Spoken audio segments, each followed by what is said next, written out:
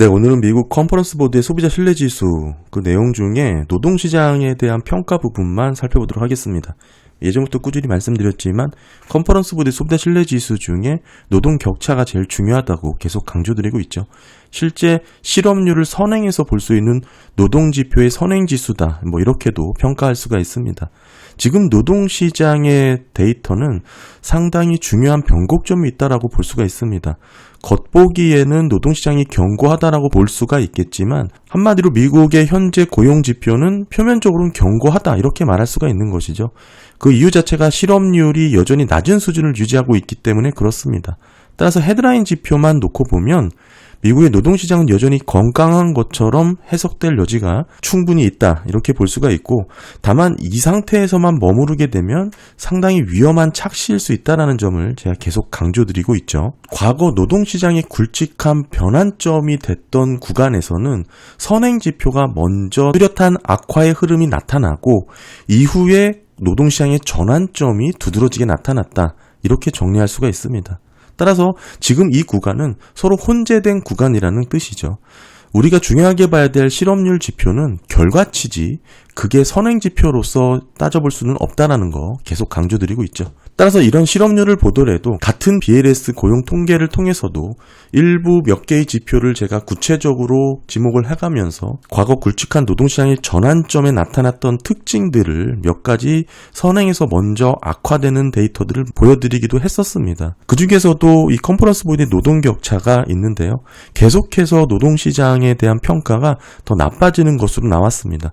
이 노동시장에 대한 격차, 이 흐름은 소비자들이 일자리를 쉽게 구할 수 있다라고 응답한 비율과 구하기 어렵다라고 응답한 비율 간의 차이입니다. 따라서 실물 경제의 흐름을 민감하게 반영하고 있다 이렇게 볼 수가 있고, 과거 이 지표가 상승 전환된 이후에는 어김없이 실업률이 상승했다는 흐름을 반복하고 있습니다. 따라서 이 컨퍼런스 노동 격차가 선제적으로 경기 냉각 신호를 보내는 그런 지표다 이렇게 볼 수가 있는 것이죠. 향후에는 실업률 상승 가능성을 미리 경고하고 있는 상황이다 이렇게 볼 수가 있습니다. 78년 이후에 쭉 데이터 보시게 되면 이 노동시장 격차가 먼저 꺾인 이후에 몇 달 안에 경기 침체로 이어지는 사례가 대부분이었다 이렇게 볼 수가 있고요. 최근 이 노동격차 흐름 보시면 뚜렷한 방향성을 갖고 계속해서 낮아지고 있는 거 확인이 되시죠? 지금 보시면 6월달은 11.1%포인트로 나타났습니다. 이게 직전 달만 하더라도 12.7%포인트였는데 큰 폭으로 더 줄어드는 것이죠. 이렇게 줄면서 2017년 이후 최저 수준까지 떨어졌습니다. 한마디로 계속해서 뚜렷하게 노동격차가 줄어들고 있다. 이 말은 말씀드렸다시피 일자리가 풍부하다고 말한 소비자가 29.2%로 직전 달에 비해서 큰 폭으로 줄고, 일자리 구하기 어렵다라고 말한 소비자도 줄긴 했습니다만 일자리가 풍부하다고 말한 소비자가 더 크게 줄었기 때문에 노동시장에 대한 평가가 더 나빠졌다 이렇게 정리할 수가 있고요. 이런 흐름이긴 하지만 화요일 날 있었던 파월 의장의 금융서비스위원회 청문회에서 얘기한 부분이 있습니다. 여전히 노동시장이 강하다라고 언급을 했었죠. 이 언급 자체는 사실 월러 이사와 보우만 연준 이사가 7월달 기준금리 인하도 가능하다 어느 정도 지지를 하는 발언을 했기 때문에 여기에 거리를 두고 있는 그런 파월의 입장이다라고 볼 수가 있고, 사실 월러, 보우만, 연준 이사 이런 뿐만 아니라 샴 경제학자도 기준금리 인하에 대해서 가능성을 더 열어놓고 있는 그런 스탠스를 취하고 있고요. 그러면서 파월 의장은 이들과 거리를 두고 있고, 현재는 노동시장이 강하고 데이터상으로 그렇다는 뜻이죠. 따라서 미국 경기가 견고하기 때문에 관세로 인한 인플레이션 영향을 조금 더 지켜볼 필요가 있다. 이런 내용으로 정리를 할 수가 있습니다. 그러면서 언급한 부분이 6월과 7월의 인플레이션 수치가 특히 중요하다 이렇게 얘기를 했고요. 그럼에도 여전히 파월 입장의 스탠스에는 기본적으로 노동시장의 약세를 보여주는 선행지표들은 사실상 좀 무시하고 후행지표라고 볼 수 있는 헤드라인, 실업률에만 집중하고 있는 그런 상태다 이렇게 볼 수가 있고요. 사실 이런 스탠스는 연준의 통화정책 결정 구조에 있어서 매번 나타났던 일입니다.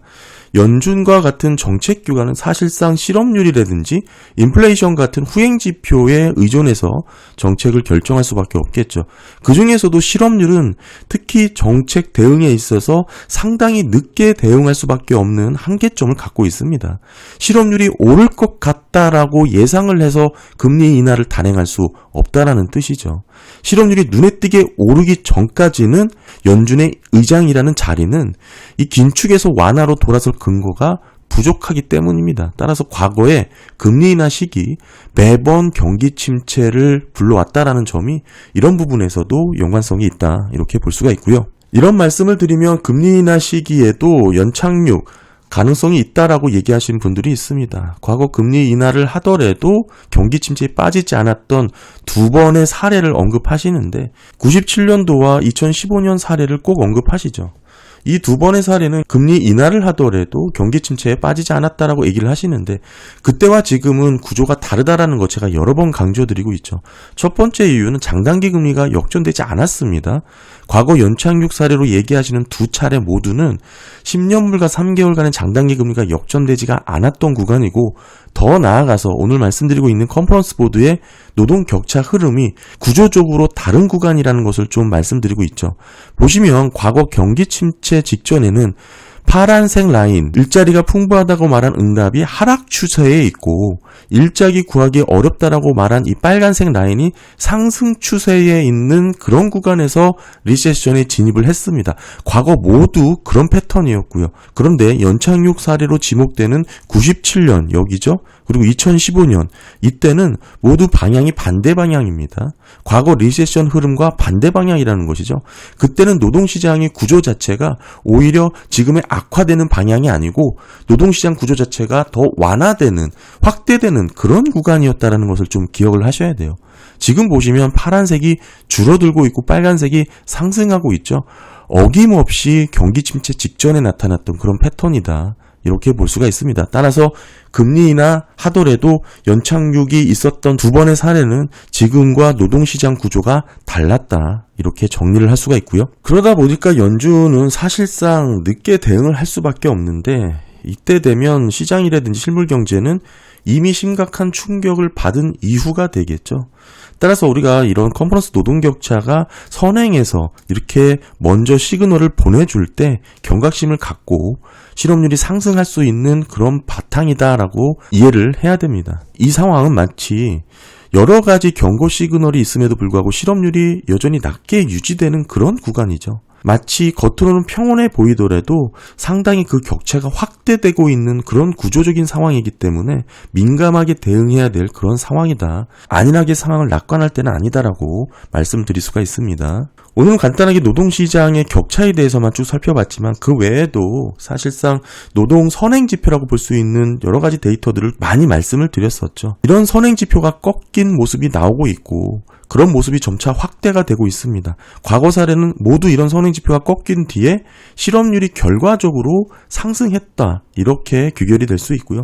지금도 마찬가지 흐름이다라고 말씀드릴 수 있습니다. 분명한 메시지를 전달하고 있는 것이죠. 지금 실업률이 견고하다라는 내용을 너무 지나치게 신뢰하다가는 여전히 연준처럼 뒤늦은 대응으로 실물 경제에 큰 부담을 안길 수밖에 없다. 이렇게 봐야 되고요. 따라서 여러 가지 노동지표가 혼재돼서 나오고 있는 지금 상황이 결코 가볍게 인식해서는 안 된다. 이렇게 정리를 할 수가 있습니다. 네, 오늘 컨퍼런스 보드 노동격차 살펴봤습니다. 감사합니다.